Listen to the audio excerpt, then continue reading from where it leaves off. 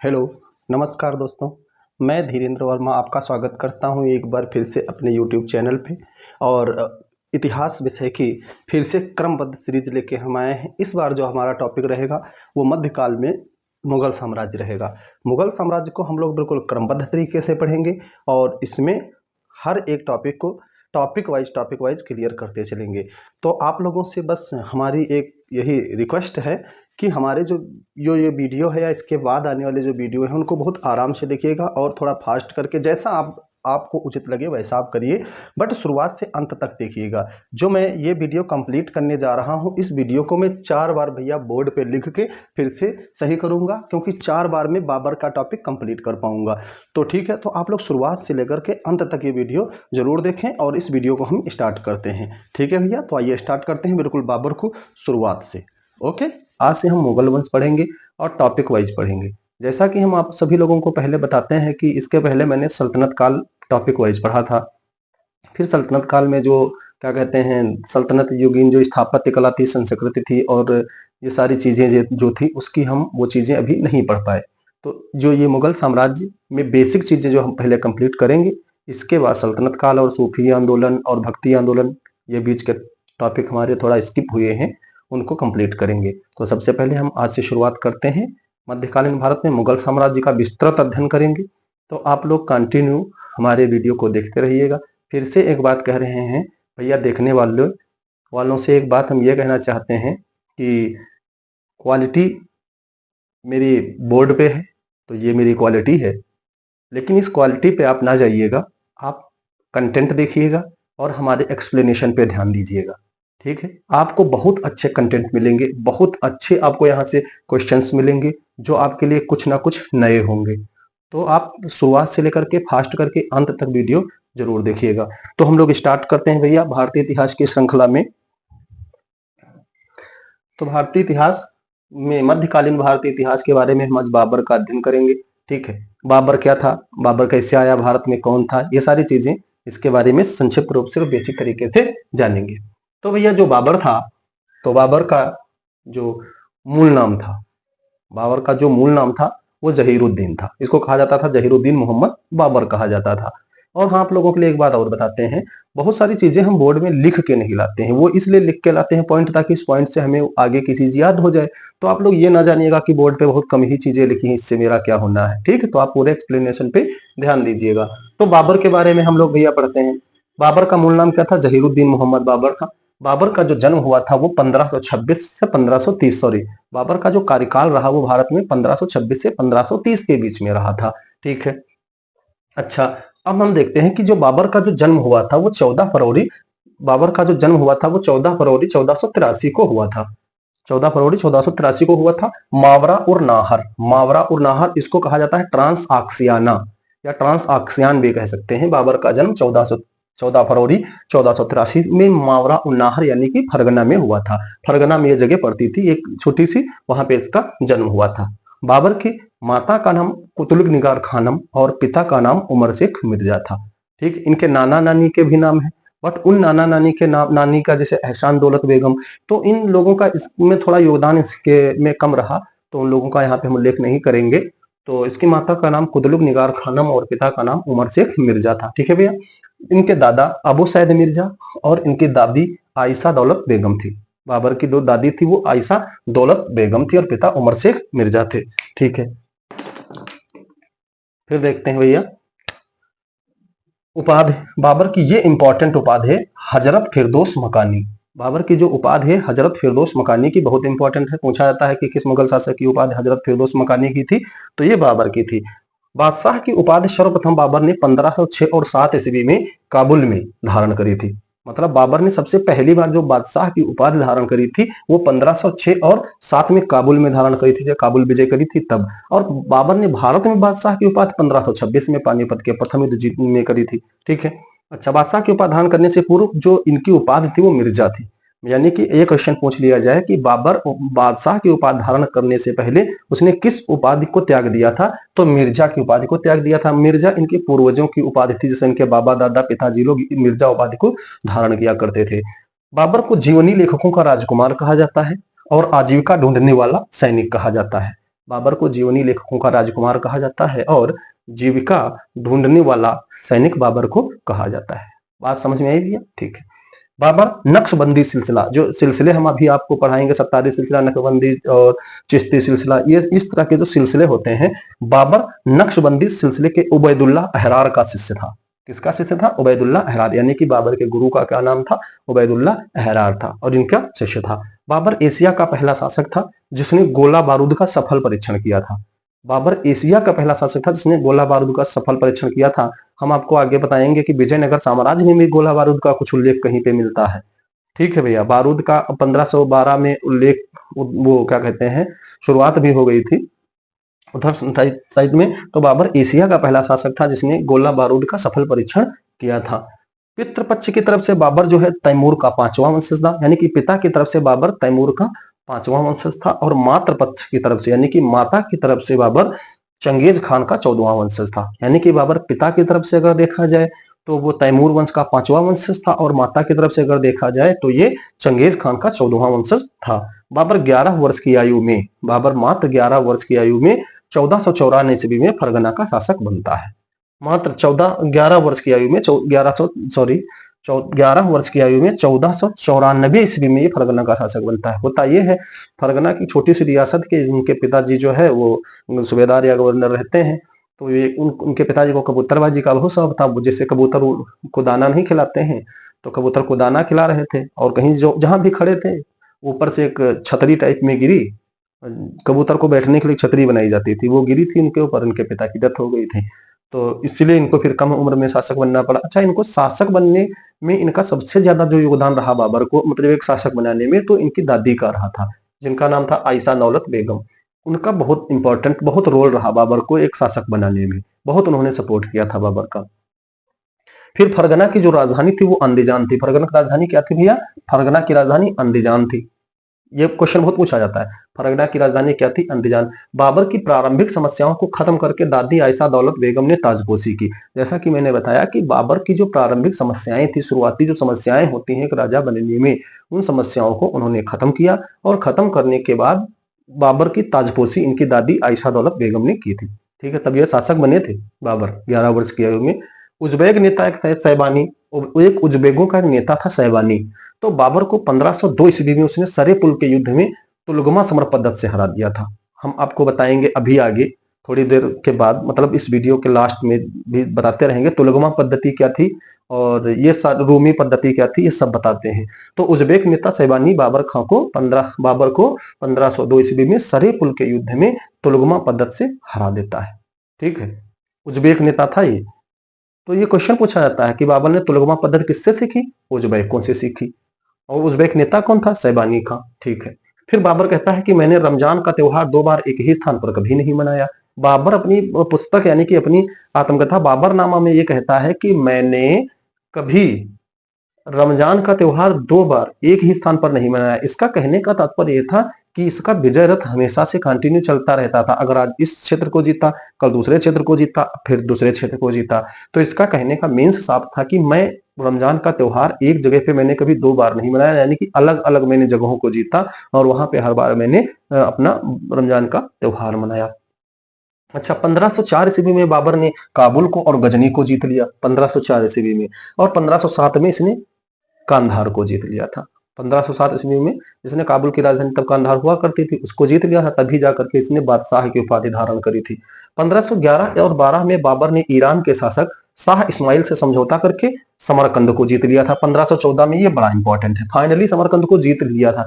इसके पहले मतलब बाबर समरकंद को जीतना चाहता था, कहता था अगर धरती पे या दुनिया में कहीं स्वर्ग है तो वो समरकंद में है।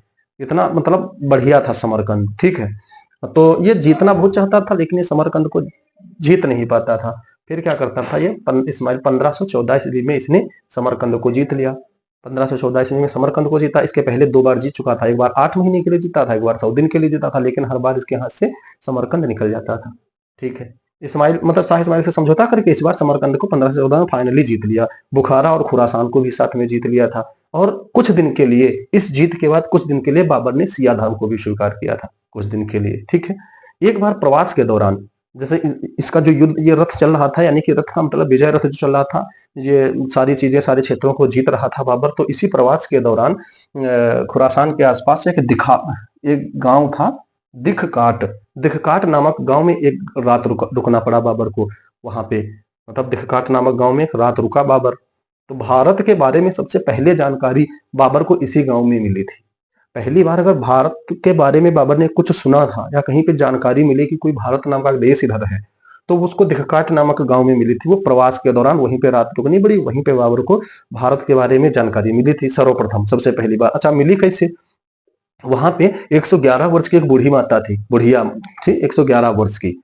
तो उसने बाबर को तैमूर लंग, जो 1398 में तुगलक वंश जब शासन होता है दिल्ली में, जो आक्रमण करता है, तो तैमूर लंग की ये कहानी सुनाती है कि उसने भारत भारत पे आक्रमण किया था और इतना सारा धन लेके गया था। यही सब इस तरह की चीजें बाबर को बताती हैं, जिससे बाबर बहुत प्रभावित होता है इस कहानी को सुन करके, और इसके मन में कहीं ना कहीं एक लालसा आ जाती है कि भारत को भाई जीतना हमको भी है। लेकिन भारत का नाम पहली बार और भारत के बारे में पहली बार बाबर ने दिखकाट नामक गांव में बूढ़ी माता के मुख से कहानी के टाइप में सुना था। ठीक है भैया।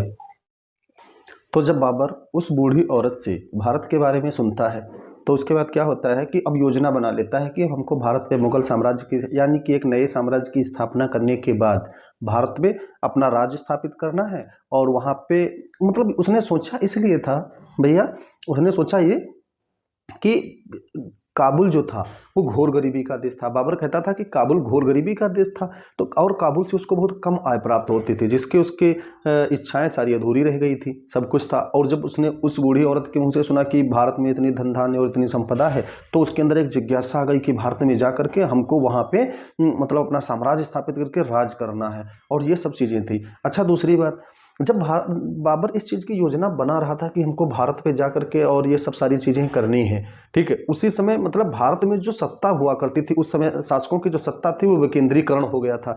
मतलब भारत में जो सत्ता थी उसका विकेंद्रीकरण हो चुका था। अब बाबर इसका फायदा उठाना चाह रहा था, और तब तक ये मतलब ये सारी प्लानिंग चल रही थी, और तब तक ये था कि भारत में भी एक राज्य दूसरे की सत्ता को हड़पना चाहता था। मतलब एक राज्य की कमजोरी दूसरे राज्य की शक्ति हुआ करती थी।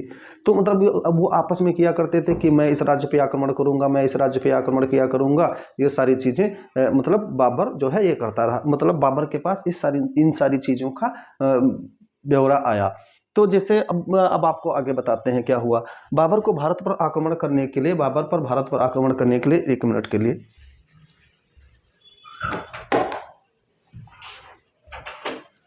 भारत पर आक्रमण करने के लिए बाबर को किसने इनवाइट किया? तो बाबर को भारत पर आक्रमण करने के लिए दौलत खान लोदी राणा सांगा ने किया था। ठीक है, आक्रमण करने के लिए किसने इनवाइट किया था? दौलत खान लोदी और राणा सांगा ने बाबर को निमंत्रित किया था। कि मतलब इसलिए किया, बहुत कहानी है इसमें। मतलब दौलत खान लोदी जो था वो, और दौलत खान लोदी जो था इब्राहिम लोदी का चाचा था। ठीक है, तो ये चाहते थे कि हम शासक बने दिल्ली की, लेकिन दिल्ली की सत्ता पे इब्राहिम लोदी का मतलब अपना राज सिंहासन पे जो भी बैठा था वो काम कर रहा था, और ये पंजाब के सूबेदार थे। और वहीं पे एक जैसे ये होता है कि राणा सांगा भाई चित्तौड़ के थे, अच्छे खासे शासक थे। अब ये भी चाहते थे कि हम दिल्ली पे शासन करें, दिल्ली को हथियार लें। तो इन दोनों लोगों ने अपने अपने दूत बाबर के पास भेजे, इसलिए भेजे कि बाबर आएगा और हमारी तरफ से युद्ध करेगा और हमारा इन पे अधिकार हो जाएगा। तो लेकिन जब बाबर क्या करता है, बाबर को भारत पर आक्रमण करने के लिए दौलत खान लोदी और राणा सांगा ने आमंत्रित किया। बहुत इंपॉर्टेंट है, क्वेश्चन बड़ा पूछा जाता है। फिर बाबरनामा में बाबर ने 5 मुस्लिम और 2 हिंदू राज्यों का उल्लेख किया है। ये भैया बहुत अच्छी बात समझ लीजिए। बाबरनामा में बाबर ने क्या किया है कि 5 मुस्लिम शासकों का और 2 हिंदू शासकों का उल्लेख किया है। बहुत इंपॉर्टेंट है, अपनी पुस्तक में भारत के उसने टोटल उसने 7 शासकों का उल्लेख किया है, जिसमें से 5 मुस्लिम और 2 हिंदू। हिंदू कौन थे? कृष्णदेव राय उस समय विजयनगर साम्राज्य का संस्थापक था। विजयनगर साम्राज्य का संस्थापक तो हरिहर बुक्का थे। विजयनगर साम्राज्य का सबसे शक्तिशाली शासक कृष्णदेव राय हुआ करता था। तो यानी कि सबसे वीर शासक इसको, सबसे महान योद्धा, सबसे महान शासक इसको ही बताया है। बाबर ने अपनी आत्मकथा जो लिखी थी बाबरनामा, उसमें कहा था कि कृष्णदेव राय एशिया का सबसे सर्वश्रेष्ठ शासक है। ठीक है, तो ये विजयनगर साम्राज्य का शासक था। दूसरा चित्तौड़गढ़ का एक शासक था राणा सांगा। ठीक है, ये भी बहुत बहादुर शासक हुआ करता था। तो इन दोनों शासकों का उल्लेख बाबर ने अपनी पुस्तक बाबरनामा में किया है। 5 मुस्लिम शासकों का उसने उल्लेख किया है। ठीक है भैया। अच्छा, दिल्ली जो है और आगरा का अफगान शासक इब्राहिम लोदी था। मतलब दिल्ली आगरा का जो अफगान शासक था वो कौन था? इब्राहिम लोदी था। बहमनी, मालवा, गुजरात एवं बंगाल ये प्रमुख हैं। इतनी बात समझिए, मतलब 2 हिंदू और 5 मुस्लिम कौन थे? बहमनी था, मालवा था, गुजरात था और बंगाल था। ठीक है भैया। और आगरा, ये मतलब इसने उल्लेख किया है 1 2 3 4 और 5। ठीक, दिल्ली, बहमनी, मालवा, गुजरात और बंगाल, ये 5 मुस्लिम शासकों का इसने उल्लेख किया। आगे देखते हैं क्या है। बंगाल का समकालीन शासक नुसरत शाह था। यानी कि बंगाल का जो समकालीन शासक था बाबर के, वो नुसरत शाह था। बहुत इंपॉर्टेंट पूछा जाता है। इसका कार्यकाल रहा था 1519 से 32। ये इंपॉर्टेंट बहुत है, पूछा कई बार गया है। मालवा, महमूद शाह द्वितीय। मालवा का कौन सा शासक था? महमूद शाह द्वितीय था। गुजरात का था मुजफ्फर शाह द्वितीय था, लेकिन उसकी मृत्यु के बाद बहादुर शाह वहाँ का शासक बना था। ठीक, बहुत इंपॉर्टेंट है भैया। बहादुर शाह वहाँ का शासक बना था। तो थोड़ा अभी ये होता है कि जब क्लासेस में ब्रेक हो जाता है तो उतना फ्लो नहीं हो पाता है, तो चीज़ें हैं फ्लो में थोड़ा डिस्टर्बेंस हो जाता है कि हमको किस फ्लो में पढ़ना है, कहाँ पे क्या करना है। तो थोड़ा वो लाइन पे आ जाएगा। आप लोग कंटेंट देख लीजिएगा, बहुत अच्छा कंटेंट है, अच्छे से रिवाइज कर लीजिएगा। ठीक है। पंजाब का सूबेदार दौलत खान लोधी, बहुत अब सुन लीजिएगा।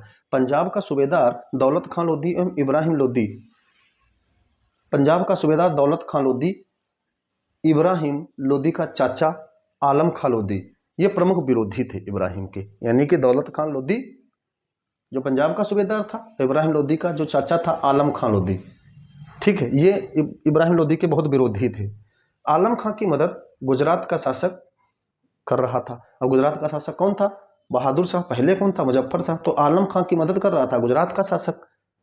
ठीक है, कि हम आपकी मदद कर रहे हैं, आप संघर्ष करिए इब्राहिम लोधी के खिलाफ। फिर दौलत खां ने अपने पुत्र दिलावर खां को बाबर के पास भेजा। लिखा है, दौलत खां ने अपने पुत्र दिलावर खां को बाबर के पास भेजा ताकि बाबर इब्राहिम लोधी को हटा करके आलम खां लोधी को शासक बना दे। ठीक है भैया। दौलत खां ने अपने पुत्र दिलावर खां को बाबर के पास भेजा था, एक दूत मंडल के साथ भेजा था कि आप आइए, भारत पे आक्रमण करिए, हम आपका साथ देंगे और जितना जो भी कुछ ले जा पाइए आप पैसे ले लीजिएगा, आलम खान लोधी को शासक बना दिया जाए। उनकी ये मतलब उनका ये कहना था। अच्छा, इसी तरह से दिलावर खां को बाबर ने खाना की उपाधि प्रदान की थी। बहुत इंपॉर्टेंट क्वेश्चन, ये बहुत पूछा जाता है कि दिलावर खां को बाबर ने कौन सी उपाधि प्रदान करी थी? खाना की उपाधि प्रदान करी थी। बाबर जब काबुल में था तब आलम खां लोधी एवं राणा सांगा का दूत आया था। बाबर जब काबुल में ही था तब इब्राहिम लोधी आलम खां लोधी के यही दूत, मतलब दिलावर खां के दूत मंडल के साथ गए थे और राणा सांगा का भी दूत वहां पहुंच गया था। बहुत अच्छे समझिएगा। बाबर ने अपने मुल्ला मुर्शीद दूत को दिल्ली भेजा। जब ये सारी बातें जब हुई तो बाबर ने अपने भी दूत को दिल्ली भेजा और उसके दूत का नाम था मुल्ला मुर्शीद। ठीक, भेजा जो प्रदेश, अच्छा क्या कहलवा करके भेजा था? बहुत अच्छी बात है। बाबर ने अपने दूत से मतलब क्या कहलवा करके दिल्ली में भेजा? कहा कि जो प्रदेश प्राचीन समय में तुर्कों के द्वारा अधिग्रहण किया गया था, यानी कि जो प्रदेश प्राचीन समय में तुर्कों के द्वारा अधिकृत किए गए थे वे उसे सौंप दिए जाए। ये बाबर ने अपने दूत से कहलवा भेजा। अब उनको कोई मतलब, अच्छा बाबर को कोई एक रीजन तो चाहिए था भारत पे आक्रमण करने। तो जब उसने देखा कि भारत के लोग खुद अपना दूत बना करके दूत मेरे पास भेज रहे हैं कि आइए आक्रमण करिए, तब उसको कोई अपनी तरफ से एक बात तैयार करनी थी। तो उसने कह दिया, अपने दूत से कहलवा भेजा, ठीक है आप लोग हमारे जो मतलब बाबर तुर्क तो था ही, तो इसमें ये कह दिया गया कि इसने अपने दूत से कहलवाया कि जो प्रदेश प्राचीन समय में तुर्कों के द्वारा अधिकृत किए गए थे वो हमको सौंप दिए जाएं, यानी कि वो बाबर को सौंप दिए जाएं। दौलत खान लोधी ने बाबर के दूत को लाहौर में बंदी बना लिया। जब ये बात समझ में आई तो दौलत खान लोधी जो थे उसने बाबर के दूत को लाहौर में बंदी बना लिया। अच्छा, दौलत खान लोधी को बाबर पिता के समान समझता था, तो ये भाई उसके साथ धोखा ही तो हुआ बाबर के साथ। ठीक है। अब बाबर ने क्या किया, जब ये बात सब सामने आई तो बाबर कुल मिलाकर के भारत पे आकर के 5 आक्रमण करता है। 5 आक्रमण पहले करेगा बाबर, बहुत इंपॉर्टेंट समझ लीजिएगा। जो पहला आक्रमण बाबर का होता है वो बाजौर एवं भेरा का युद्ध होता है। 1519 में बाबर भारत पे आक्रमण करता है, बाजौर एवं भेरा का युद्ध होता है। भारत का प्रवेश द्वार कहा जाता है बाजौर और भेरा को, ये भारत का प्रवेश द्वार कहा जाता है। अच्छा, इसमें हुआ क्या था, यूसुफ जई जाति का बाबर ने दमन किया था। भेरा झेलम नदी के तट पर स्थित है और इसी युद्ध में सर्वप्रथम बाबर ने बारूद और तोपखाना का प्रयोग किया था। तोपखाना का प्रयोग किया था। बड़े स्तर पे तो ये पानीपत में आएंगे, ठीक है, वहाँ पे तुलगमा पद्धति, सारी रूमी पद्धति सब लेके आएंगे। बट पहली बार बाबर ने ये भेरा झेलम के तट पे स्थित है और सर्वप्रथम बारूद और तोपखाना का प्रयोग भेरा के युद्ध में किया था, ऐसा इतिहासकार फरिश्ता के अनुसार ये चीज़ बताई गई है, ठीक है। सितंबर 1519 में दूसरा हमला करता है बाबर, पेशावर में करता है। इसी तरह से बाबर 1520 ईस्वी में आक्रमण करता है सियालकोट में, इसको भी भारत का प्रवेश द्वार कहा जाता है, ठीक है। चौथा आक्रमण 1524 में करता है, लाहौर और दीपालपुर जीत लेता है बाबर, ठीक है भैया। चौथा आक्रमण 1524 में लाहौर और दीपालपुर को जीतता है। फिर पांचवा युद्ध जो होता है बाबर का, वो 21 अप्रैल 1526 को पानीपत का युद्ध होता है। तो 21 अप्रैल 1526 को जो युद्ध होता है बाबर का, वो पांचवा युद्ध होता है। ये क्वेश्चन कभी बनता है या बनने कि जो पानीपत का युद्ध था, बाबर का पहला पानीपत का युद्ध था, वो कौन से क्रम का युद्ध था भारत पे, तो वो पांचवें क्रम का युद्ध था, ठीक है। अब पानीपत के युद्ध के बारे में अब आगे से शुरुआत से देख लेंगे। अब यहाँ बहुत इंपॉर्टेंट है, इस वीडियो को पूरा देखते रहिएगा, मैं एक में कर दूंगा क्योंकि ये बोर्ड से हम इरेज करते हैं। इसके बाद अब सारी युद्ध जो है अब एक तरफ से लेके आएंगे, तो पानीपत के युद्ध के बाद तो आप उसको देख लीजिएगा। पर का जो पांचवा युद्ध था वो पानीपत का युद्ध था। पानीपत का जो प्रथम युद्ध होता है बाबर का, वो 21 अप्रैल 1526 को लड़ा जाता है। पानीपत का जो युद्ध प्रथम युद्ध होता है वो कब लड़ा जाता है? 21 अप्रैल 1526 को। अच्छा, ये तो पता ही है। जो पानीपत का युद्ध होता है पहला, वो दिल्ली के शासक इब्राहिम लोदी और बाबर के मध्य लड़ा जाता है। पानीपत कहाँ है? हरियाणा में एक जगह पड़ती है पानीपत, वहाँ पे ये युद्ध पानीपत के मैदान में होता है, इसलिए इस युद्ध को पानीपत के युद्ध के नाम से जाना जाता है। हुआ था 21 अप्रैल 1526 को, इसलिए 21 अप्रैल 1526 को ये पानीपत के नाम से, मतलब 21 अप्रैल 1526 को हुआ था, इसलिए ये पानीपत के प्रथम युद्ध के नाम से जाना जाता है। एक मिनट,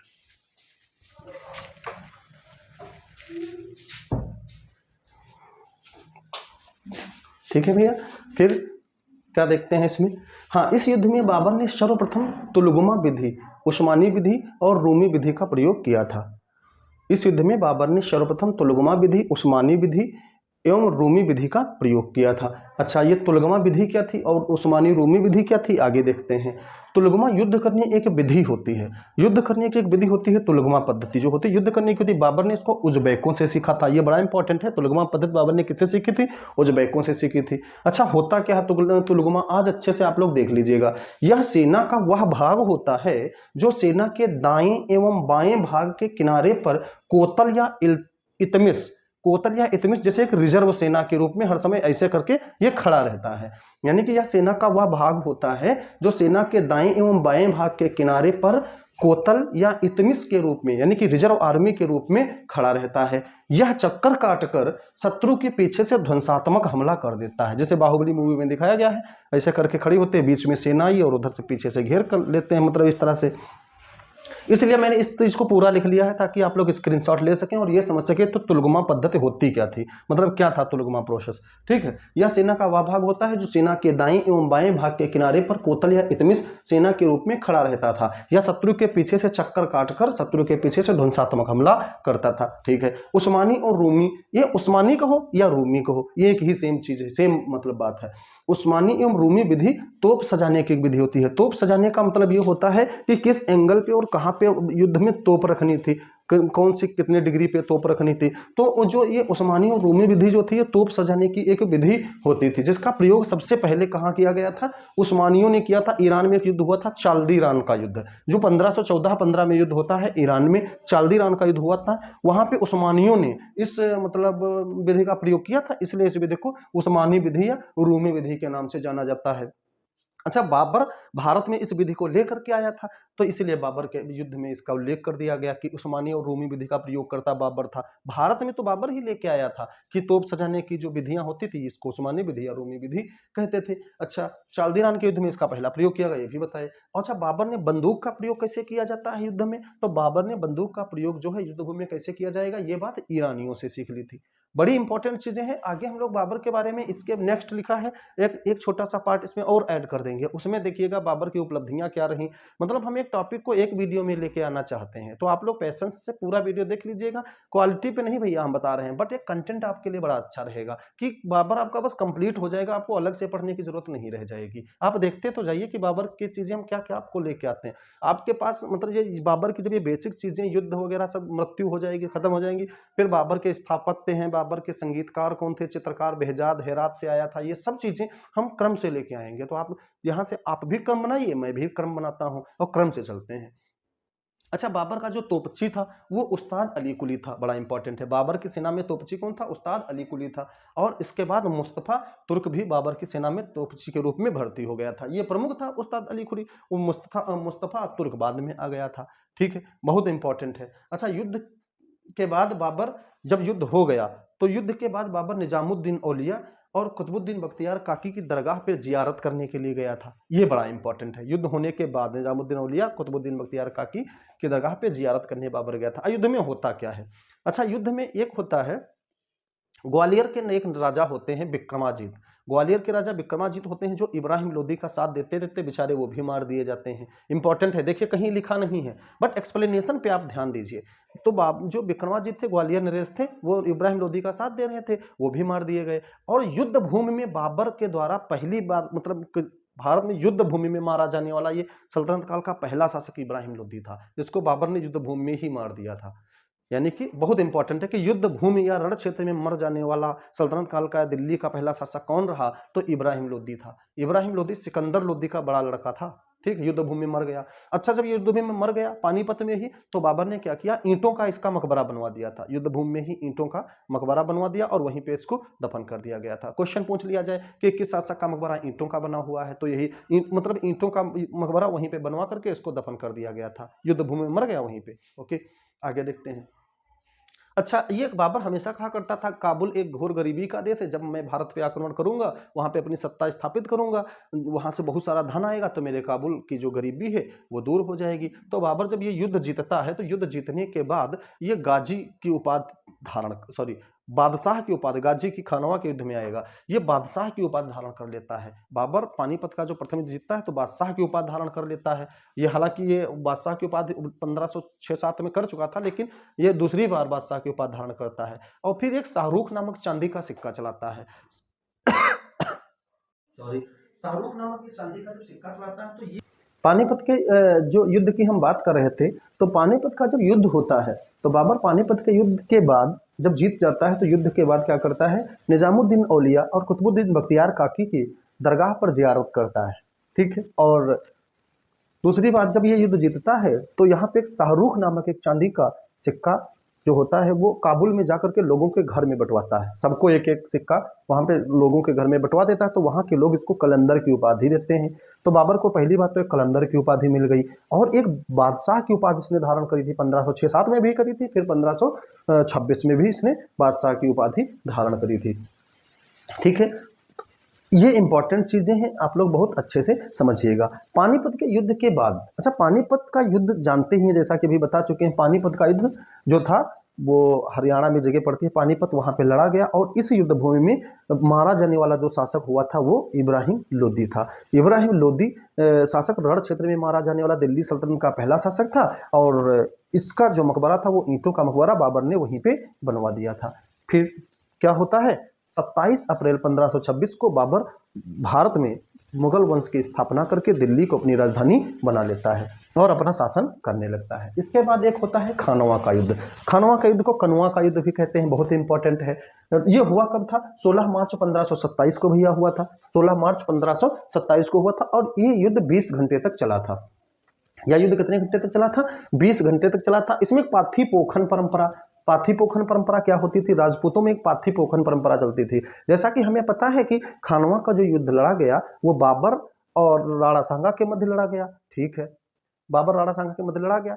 तो राणा सांगा ने एक पाथीपोखन परंपरा की शुरुआत उसके पहले से चला करती थी। राजपूत शासकों में पाथीपोखन परंपरा वो परंपरा होती है, जैसे युद्ध में कोई शासक लड़ने के लिए, युद्ध करने के लिए जा रहा है, तो अपने सहायक या अपने रिश्तेदार राजाओं या शासकों के पास संदेश भेजा जाता है कि आप हमारी तरफ से युद्ध करने के लिए चलिए। तो बहुत सारे लोग उनके ही संदेश या उनके द्वारा दिए गए आमंत्रण को स्वीकार करते हैं और उनकी तरफ से युद्ध लड़ने के लिए जाते हैं। इसी परंपरा को पाथीपोकन परंपरा कहा जाता था। ठीक है, फिर क्या हुआ, इस युद्ध में भी बाबर ने तुलगमा पद्धति का उपयोग किया, प्रयोग किया, और जिसकी जो मलिक कासिम और मुनीम अतका इस युद्ध में तुलगमा पद्धति का नेतृत्व कर रहे थे। ठीक है भैया, फिर इस युद्ध को बाबर ने जिहाद की संज्ञा दी, यानी कि इस युद्ध को भी बाबर ने धर्म युद्ध से जोड़ दिया था। रीजन क्या थे अभी बताते हैं। और इस युद्ध में ये हुआ कि इतिहासकार विलियम रसब्रुक कहते हैं कि बाबर और राणा सांगा के मध्य जो सेना का अनुपात जो था वो 1:8 था, लेकिन बाबर ने अपनी बाबरनामा में सेना का जो अनुपात बताया है कि राणा सांगा के पास 2 लाख की सेना थी। ठीक है, ये बाबरनामा में उन्होंने बात कही है। एक समय ऐसा आया कि जब बाबर की सेना अस्त व्यस्त हो गई और भागने दौड़ने लगी, मतलब उनको लगा कि हम युद्ध हार जाएंगे, और मतलब भगदड़ मच गई उनकी सेना में। उस समय बाबर एक कुशल वक्ता और कुशल शासक और कुशल सेनापति होने के नाते एक अच्छा खासा चौड़ा भाषण तैयार करता है और अपनी सेना को मोटिवेट करने के लिए भाषण देता है। और उस भाषण में क्या कहता है, भाषण में कहता है कि यदि एक मनुष्य किसी कार्य को उठाए तो उस कार्य को अंतिम उद्देश्य बना लेना चाहिए। उस समय तक कार्य में लीन रहना चाहिए जब तक कि कार्य को पूर्ण ना कर ले। ये बाबर ने एक मतलब अपने सैनिकों को, जो भगदड़ मच गई थी, सुनने लगे सब बाबर को, और ये उन्होंने भाषण दिया बाबर ने, और ये भी कहा कि मैं शराब पीता हूं, मैं शराब छोड़ दूंगा, मैं अपनी प्रजा का देखभाल करूंगा, और मेरे जो शराब के बर्तन थे वो मैंने नदी में फेंकवा दिए हैं, पहाड़ी के उस पार फेंकवा दिए हैं, और आप लोग युद्ध करिए, अच्छे से युद्ध जीतिए, यह युद्ध हमारा धर्म युद्ध है। ठीक है, इसको जीतना हमारा कर्तव्य है, हमारे मतलब हमको अपने लिए जीतना है, काबुल के लिए जीतना है। इसीलिए इस युद्ध को बाबर ने धर्म युद्ध की संज्ञा दे दी थी। बाबर की सेना में एक ऊर्जा का नया संचार हुआ, और बाबर की सेना में फिर से एक नया जोश आया, और बहुत जबरदस्त तरीके से फिर से युद्ध होता है। और जब इतना युद्ध होता है, राणा सांगा इस युद्ध में घायल हो जाते हैं, और उनकी जगह पे झाला अज्जा एक होते हैं उनके हमशक्ल, जैसे एक हुमायूं के हमशक्ल मुल्ला बेगसी थे, और रानी लक्ष्मीबाई की हमशक्ल रानी झलकारी बाई थी, इसी तरह से राणा सांगा के हमशक्ल झाला अज्जा हुआ करते थे। जब राणा सांगा जब घायल हो जाते हैं तो झाला अज्जा को उनका मुकुट पहना करके युद्ध में मतलब लड़ाई वगैरह कराई जाती है, और ये घायल हो जाते हैं, लेकिन वो वहां से निकल जाते हैं। कुछ महीने के बाद राणा सांगा इतने घायल हो जाते हैं, कम से कम 80 घाव थे इनके शरीर में, और कुछ समय के बाद उनकी डेथ हो जाती है राणा सांगा की। लेकिन युद्ध भूमि में ये मार दिए गए। इनकी तरफ से एक ये शासक थे हसन खां मेवाती, ये भी मारे गए थे, यानी कि राणा सांगा की तरफ से युद्ध करते करते ये भी मारे गए थे। बहुत निर्णायक युद्ध था ये, बहुत इंपॉर्टेंट, बहुत अच्छा युद्ध था। 20 घंटे में समाप्त हो गया था ये युद्ध। ठीक है, बाबर की सेना में ने इतना जोश किया कि राजपूत जो थे उनकी सेना को इतना मारा और उनके सिर काट करके मुंडों का एक ढेर लगवा दिया। इसके उपरांत बाबर ने गाजी की उपाधि धारण करी।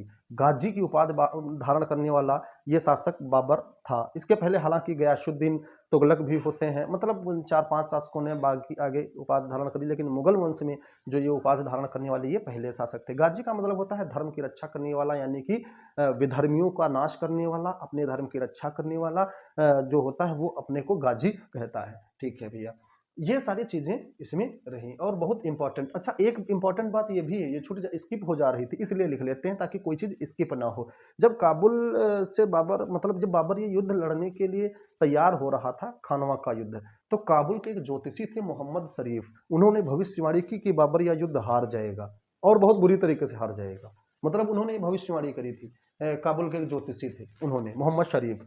तब बाबर की सेना का मनोबल एकदम से डाउन हो गया, एकदम से गिर गया कि यार युद्ध तो हार ही जाना है। इसीलिए कहते हैं मतलब एक अच्छा इसने प्रयास किया, अच्छे अपने सैनिकों को तैयार किया और युद्ध जीत गए। उनकी भविष्यवाणी गलत साबित हो गई। इसके बाद क्या होता है भैया, चंदेरी का युद्ध होता है। चंदेरी का युद्ध होता है 29 जनवरी 1528 में। इस युद्ध में सबसे विशेष बात यह है कि इस युद्ध में बाबर की तरफ से लड़ने के लिए शेरशाह सूरी भी गया था। उसने मतलब बाबर का साथ दिया था, बाबर की तरफ से गया था लड़ने के लिए शेरशाह सूरी। इसमें यह था, चंदेरी का युद्ध जो हुआ वो मेदिनी राय के मध्य हुआ था। मेदिनी राय से चंदेरी का किला मांगा गया बाबर के द्वारा, तो उन्होंने चंदेरी के किला देने से मना कर दिया और शमशाबाद का किला दे दिया। तो बाबर इससे नाराज रहा कि हमको चंदेरी का किला चाहिए। तब इसलिए युद्ध होता है। जब मेदिनी अंजनी राय की डेथ हो जाती है इसमें, तो वहाँ की जो स्त्रियां होती हैं वो जोहर कर लेती हैं, ठीक है। और इस युद्ध को भी, चंदेरी के युद्ध को भी बाबर ने जिहाद की संज्ञा दी थी। इसके बाद एक और युद्ध होता है घाघरा का युद्ध, जो सल्तनत काल में जल और थल में लड़ा जाने वाला पहला युद्ध था। यानी कि घाघरा का जो युद्ध था वो जल और थल में लड़ा गया। 5 से 6 मई 1529 को लड़ा गया। इसके बीच में बाबर और अफगान सेना के बीच, अफगान सेना यानी कि पूरा एक अफगान संघ था, और उस अफगान संघ का नेतृत्व कौन कर रहा था, यानी कि उस अफगान संघ को किसने तैयार किया था? शेर शाह सूरी और बंगाल के शासक नुसरत शाह ने और महमूद लोदी ने तैयार किया था। ये तीनों, शेर शाह सूरी अब इधर से इनके अगेंस्ट आ गए, खिलाफ आ गए। शेर शाह सूरी, नुसरत शाह और महमूद लोदी। महमूद लोदी जो कि इब्राहिम लोदी का छोटा भाई और सिकंदर लोदी का दूसरा लड़का था। ये इसने मतलब इन तीनों लोगों ने एक संघ का निर्माण किया, बाबर से युद्ध किया, लेकिन विजयी नहीं हो सके। बाबर की इस युद्ध में विजय होती है। इसके बाद बाबर की मृत्यु हो जाती है 26 दिसंबर 1530 ईस्वी को, और इसको आगरा के आरामबाग में दफना दिया जाता है। गुलबदन बेगम ने हुमायूंनामा में, या गुलबदन बेगम ने बताया कि बाबर की जो मृत्यु हुई थी वो महमूद लोदी के माँ के द्वारा दिया गया विष था, यानी कि खीर में दिया गया विष था, जिसकी वजह से बाबर बीमार पड़ता गया और अंत समय में इसकी मृत्यु हो जाती है। बाबर की बीमारी के समय में इसके साम्राज्य का राजकोष लगभग खाली होता जा रहा था, तो इसने उन सभी लोगों को आदेश दिया जो कुछ उच्च पदों पे थे। बाबर ने कहा कि सभी लोग, आप लोग अपनी आय का या अपनी संपत्ति का 30% हमारे राजकोष में, शाही राजकोष में जमा कराइए, ठीक है। तो ये ऐसा आदेश दिया था। अच्छा, अबुल फजल कहते हैं कि बाबर की जो मृत्यु हुई उसका कारण उसके पुत्रों के द्वारा दिया गया बलिदान था। ये सब है। उसके बाद 1539-40 में शेर शाह सूरी का जब भारत में शासन होता है, तो इसकी बीबी मुबारक, क्या नाम होता है, मुबारक यूसुफ जई, वो अफगान से आते हैं और उसकी यहाँ से अस्थियां लेकर के काबुल में दफन कर देते हैं। यानी कि काबुल में समरकंद से बाबर को बहुत लगाव था, कहता था दुनिया में अगर कहीं स्वर्ग है तो यही है, ठीक है। तो ये बहुत इंपॉर्टेंट टॉपिक, बहुत अच्छे टॉपिक्स थे। कुछ अभी जस्ट हमने ख़त्म किया कि बाबर ने कितने कौन से युद्ध लड़े थे। हमने कहा था कि कुछ एक पार्ट भी इसमें जुड़ना है, तो मैंने उस पार्ट को जोड़ा है इसमें। आप लोग थोड़ा बढ़िया से देख लीजिएगा और ज़बरदस्त तरीके से इसके शॉर्ट नोट्स बना लीजिए। बाबर के बारे में अगर आपने इसके पहले कहीं पढ़ा है या हमारी वीडियो को पढ़ रहे हैं या देख रहे हैं, तो इसमें बहुत सारी चीज़ें आपको नहीं मिलेंगी, बहुत सारी चीज़ें नहीं मिलेंगी। ऐसी चीज़ें हैं जो आपने पढ़ी तो हैं बट आपको याद नहीं रहा होगा, या ऐसी कुछ चीज़ें हम इस वीडियो में लेके आए हैं या शुरुआत से आपको मैंने बताया जो कहीं ना कहीं कुछ पॉइंट आपके लिए नए जरूर रहे होंगे, ठीक है। तो हम लोग स्टार्ट ही कर लेते हैं, देखते हैं। मुगल साम्राज्य में क्या पढ़ रहे थे? बाबर की आत्मकथा। बाबर की आत्मकथा क्या है भैया? तुजुक ए बाबरी। बाबर की आत्मकथा क्या है? तुजुक ए बाबरी, जो कि तुर्की भाषा में लिखी गई है। ये बाबर ने अपने हाथों से लिखा है। मध्यकालीन इतिहास का पहला मुगल साम्राज्य का शासक था जिसने अपने तुर्की भाषा में अपनी आत्मकथा लिखी है, जिसका नाम है तुजुक ए बाबरी, ठीक है। तुजुक ए बाबरी तुर्की भाषा में लिखी है, जिसको बाबरनामा भी कहा जाता है और उसको वाक़ियात ए बाबरी के नाम से भी जाना जाता है। बस यही क्वेश्चन आपके लिए नया है। अगर पूछा जाए वाक़ियात ए बाबरी किसकी रचना है, तो आप क्या समझेंगे? वाक़ियात ए बाबरी, बाबरनामा या तुजुक ए बाबरी, ये सब एक ही चीज़ है। अच्छा, ये भी कहा जाता है, इतिहासकारों ने बताया कि वैसे तो बहुत सारे हमारे पास स्रोत होते मध्यकालीन इतिहास या मुगल साम्राज्य के जो बाबर ने लिख रखा था, लेकिन उस बाबरनामा की जो ये रचना थी, इनकी भैया रचना जो रही थी बाबरनामा की, तूफान आने के कारण या तूफान से बहुत सारे पेज अस्त व्यस्त हो गया, बहुत सारी चीज़ें इसमें की नष्ट हो गई थी। जितनी अवेलेबल हो पाई थी उसका भी बाद में ट्रांसलेशन कराया गया था। सर्वप्रथम जो इनकी जो तुजुक ए बाबरी रचना है, इसका सर्वप्रथम फारसी भाषा में जो अनुवाद किया गया सबसे पहले, वो बाबर के समय में ही फारसी भाषा में अनुवाद किया गया था। बाबर के एक उस सदर थे जिनका नाम था शेख जैतुद्दीन, जिनका नाम भैया क्या था? शेख जैतुद्दीन। उन्होंने बाबरनामा का पहली बार फारसी भाषा में अनुवाद किया था। बहुत इंपॉर्टेंट है। एक है हुमायूं के समय इसका अनुवाद किसने किया था? तो जैना खां और पायंदा हसन ने बाबरनामा का अनुवाद किया था फारसी भाषा में। बहुत इंपॉर्टेंट है। अच्छा, लोगों को ये लगा रहता है या हम और आप सभी लोग ये पढ़ के रखते हैं कि बाबरनामा का फारसी भाषा में अनुवाद अब्दुल रहीम खान खाना ने किया, लेकिन नहीं, उसके पहले बाबर के समय हो चुका था और फिर हुमायूं आए तो हुमायूं के समय में भी इसका फारसी भाषा में अनुवाद कराया गया जौना खां और पायंदा हसन के द्वारा। उसके बाद अकबर के समय इसका फारसी भाषा में अनुवाद कराया गया। 1590 ईस्वी में अकबर ने अब्दुल रहीम खान खाना से इसका फारसी भाषा में अनुवाद कराया था। बहुत इंपॉर्टेंट है, ठीक है भैया। फिर शाहजहां के काल में बाबरनामा का फारसी भाषा में अनुवाद किसने किया? अबू तालिब और तुर्बती ने किया था। अबू तालिब और तुर्बती ने किया था। सिर्फ एक बाबरनामा से रिलेटेड इतने अच्छे क्वेश्चन हैं। बाबर ने भारत में ताश का प्रचार बाबर ने किया था, ठीक है।